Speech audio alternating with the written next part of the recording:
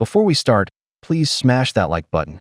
It takes just 1 second, but it helps this content reach others who might need it. Your support keeps me making more videos. So don't scroll away without showing some love. Thank you. The first sign was the laughter. Not just any laughter, but the kind that stops when you enter a room. A private symphony silenced mid-note. It had a texture to it, intimate and conspiratorial. I noticed it 3 months ago at our annual Memorial Day barbecue, when Anna and my cousin Trevor were huddled by the cooler. Their shoulders touched as they leaned against the deck railing, their voices dropping to whispers seconds before I rounded the corner with a plate of raw burgers. Daniel, Anna had called out too brightly, her smile so wide, it looked painful. Trevor was just telling me about his disaster date last weekend. Trevor nodded, raising his beer in a mock salute, but his eyes, those familiar family eyes that matched my own, slid away from mine too quickly. Poor guy can't catch a break since the divorce, Anna added, touching Trevor's arm with casual intimacy before moving to help my sister with the salads. I dismissed it then. After 12 years of marriage, I had learned to brush away doubts. Like cobwebs, Anna was friendly with everyone. It was one of the things I loved about her. And Trevor had always been the charismatic one in our family, drawing people into his orbit with stories, and that crooked smile our grandmother used to say would charm the birds from the trees. Looking back, there were 100 moments like this, tiny fractures in the foundation I had trusted. The way Anna's phone would flip face down whenever I entered our bedroom. How she suddenly needed alone time to go running, despite having always hated exercise.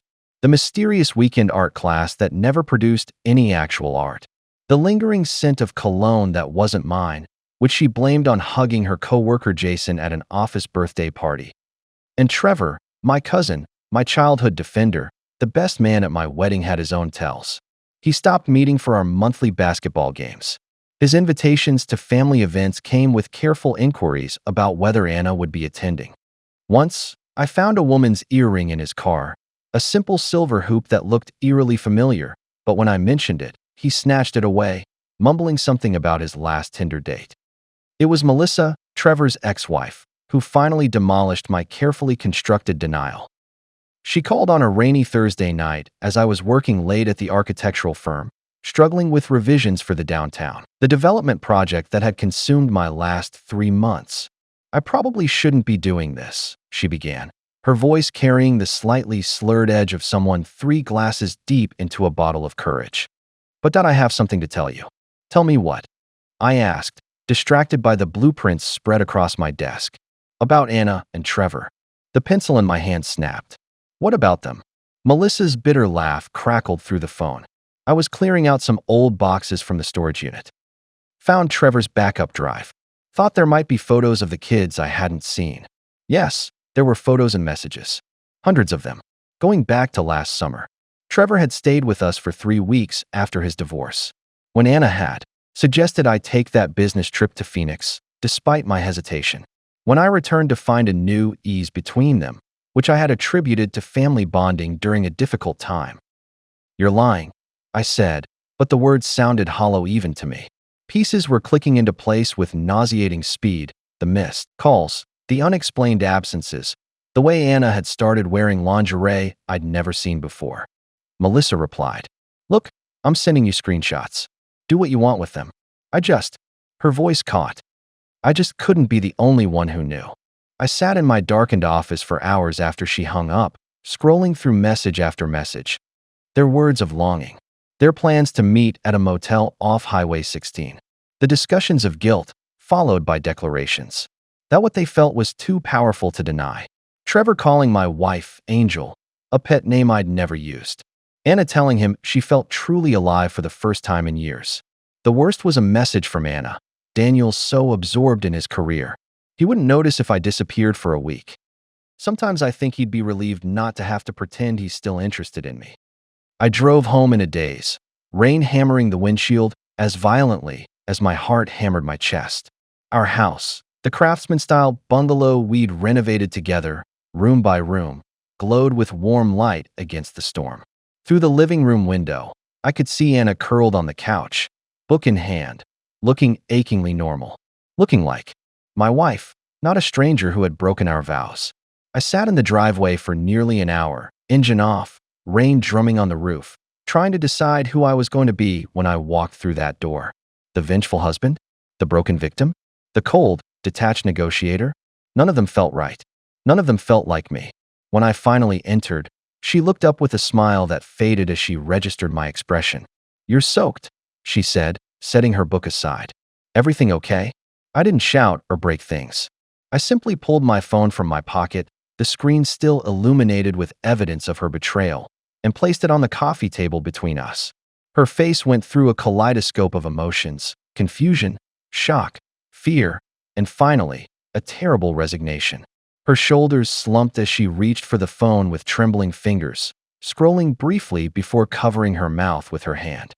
"Daniel," she began, my name sounding suddenly foreign on her lips, as if she hadn't whispered it against my neck thousands of times over our years together. I raised my hand. "Just tell me why." She sat heavily on the edge of our couch, her face ashen. "I don't know if I can explain it in a way that won't hurt you more." "Try."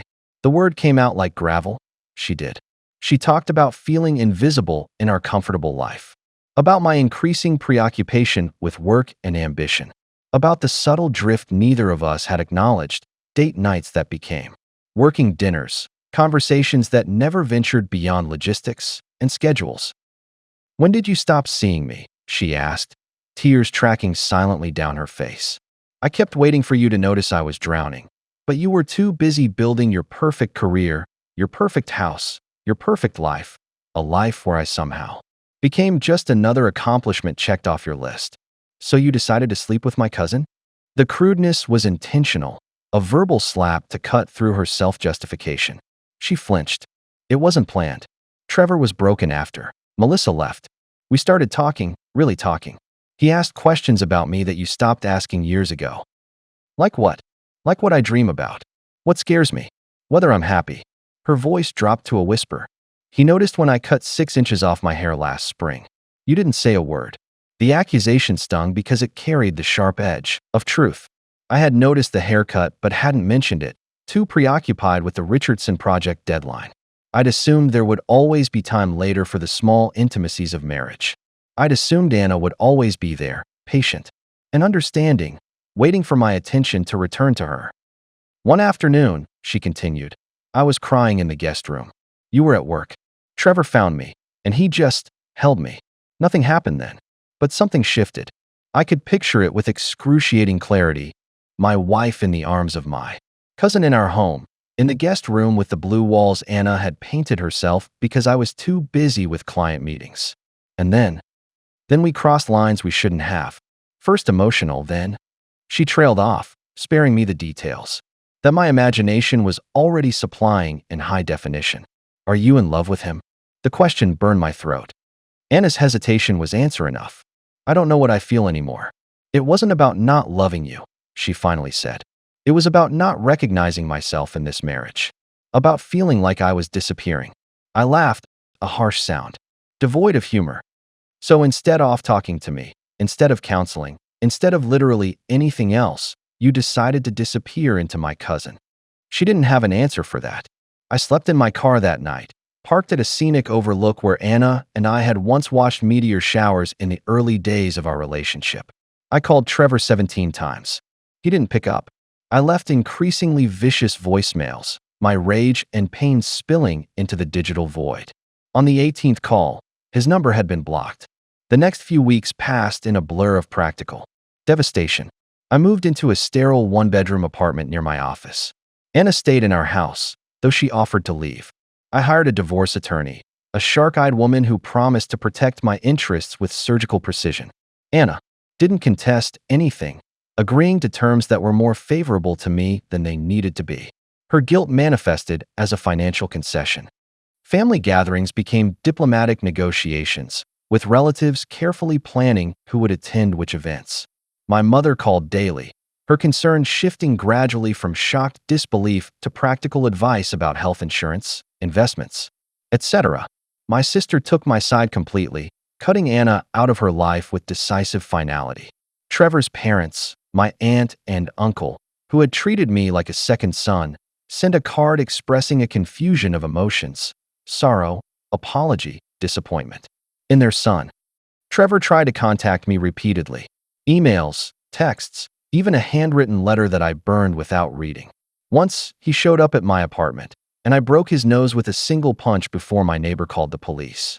I paid a fine for assault and didn't regret a penny of it. The worst were the nights. In the dark, anger couldn't distract me from loss. I would reach for Anna's warmth out of habit, finding only cold sheets and the memory of betrayal. I lost 15 pounds. Started drinking. Threw myself into work with such intensity that my boss finally ordered me to take personal leave before I collapsed. 3 months after Melissa's call, I ran into Trevor at the hospital. My father was having routine tests for his heart arrhythmia, and I was picking up his prescription when I saw my cousin emerging from a treatment room, his arm in a cast. Our eyes met across the pharmacy waiting area. For a moment, neither of us moved. He looked terrible, gaunt, and unshaven. The family resemblance between us heightened by mutual suffering. "Daniel," he said, taking a hesitant step forward. "Don't." My voice was quiet but cold. "Please. 5 minutes. That's all I'm asking." "You're asking?" I laughed, drawing looks from the pharmacy staff. "That's rich. What else would you like, Trevor?" "My house. My savings. Maybe another go with my wife." He flinched as if I'd struck him. "I know I destroyed everything. I just need you to know how sorry I am." "Sorry doesn't rebuild what you burned down." I stepped closer, lowering my voice. "You were my brother in every way that mattered. I would have done anything for you." "I know," he whispered, his eyes red-rimmed. "So when you were in bed with my wife, did you think about that? Did you think about the years of trust you were obliterating? Or was getting your stick wet worth destroying?" 2 families. An elderly woman nearby gasped. Trevor's face crumpled. "There's nothing I can say," he admitted. It was unforgivable. "At least we agree on something." I turned to leave, then paused. "Is she worth it? Are you two celebrating your great love story now that you've blown up everyone's lives?" Trevor's bitter laugh surprised me. "She ended it the day you found out. Said she couldn't do that to you anymore." He held up his casted arm. "This happened when I wrapped my car around a tree that night. Drunk. Probably trying to join our grandfather in the family plot." The revelation that Anna had broken things off immediately shouldn't have mattered, but it lodged in my chest like a splinter. I left without another word. 6 months after separation, I agreed to meet Anna at a neutral location, a coffee shop, downtown where neither of us had history. She was waiting when I arrived, looking both familiar and foreign. She'd lost weight too, and dyed her chestnut hair a darker shade. The wedding ring was gone from her finger, leaving a pale band of skin, like a ghost. "Thank you for coming," she said as I sat across from her with my black coffee. I nodded, not trusting my voice yet.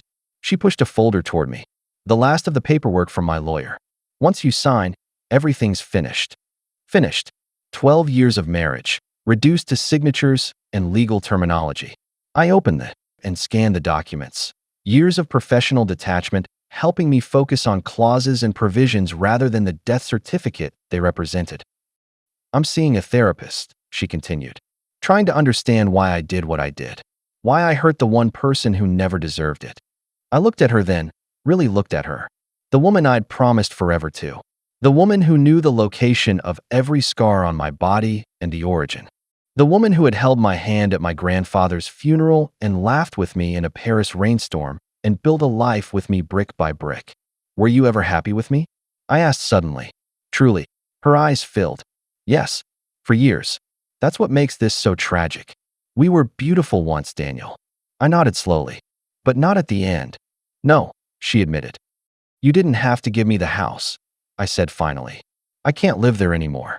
She wrapped her hands around her mug. "Too many memories. Good ones or bad ones?" "Both." Her eyes met mine. "Mostly good, Daniel. I need you to know that." I signed the papers methodically, each signature another nail in the coffin. When I finished, a strange calm settled over me. "Trevor moved to Colorado," she offered cautiously. "His company transferred him. He's in Denver. I don't care where he is." "I know.